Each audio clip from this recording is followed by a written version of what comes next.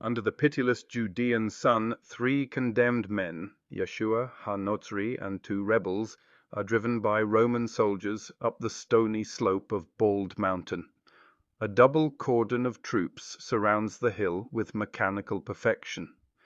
Their disciplined stillness beneath the burning sky reveals an empire whose order is both magnificent and inhuman.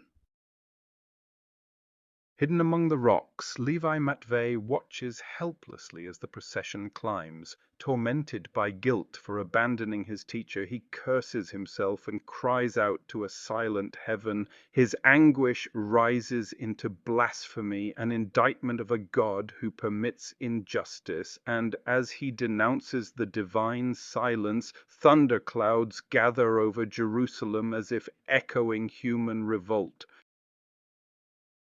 A Roman tribune arrives with orders from Pilate to end the execution swiftly. Under his command, the centurion rat-killer offers water to the gasping prisoners before piercing them through the heart. Lightning cleaves the mountain as Yeshua's final word, Hegemon, mingles with thunder and rain. The soldiers salute their ruler, crying, "Praise the Hegemon," a refrain of obedience triumphing over innocence. As the storm lashes the hillside, Levi climbs toward the posts, clutching the stolen bread knife meant to spare Yeshua's suffering. Alone in the deluge, he cuts the body down and carries it away for burial. In completing what faith had failed to prevent, he turns blasphemy into action, his love redeeming his earlier cowardice. When the thunder fades to rain, the soldiers vanish into mist, leaving only 3 empty posts and the churned clay of Bald Mountain. Jerusalem sinks into darkness. The tempest departs, but divine silence remains. In the void after the storm, retribution and redemption hang unresolved. Heaven answers only through stillness. Bulgakov's Rome embodies the banality of tyranny, efficient, rational, and free of hatred. The soldiers' flawless discipline and worship of command mirror the ethics of 20th century totalitarianism. Violence here is not born of rage, but of obedience refined into ritual. Evil, Bulgakov shows, needs only hierarchy, not passion.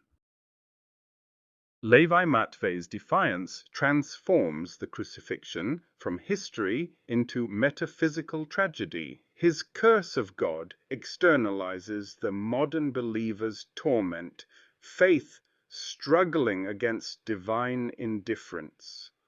Through Levi, Bulgakov writes the theology of anguish. When heaven is silent, protest itself becomes a form of prayer. The storm over Jerusalem is not backdrop but verdict.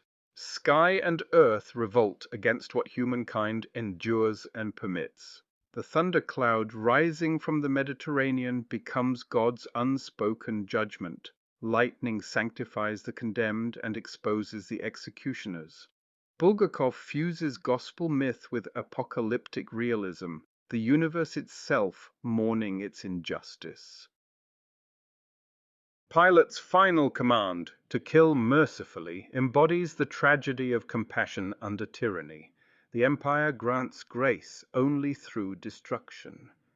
The spear that ends Yeshua's agony becomes a bureaucratic instrument of pity, proof that mercy, detached from conscience, devolves into sanctioned killing.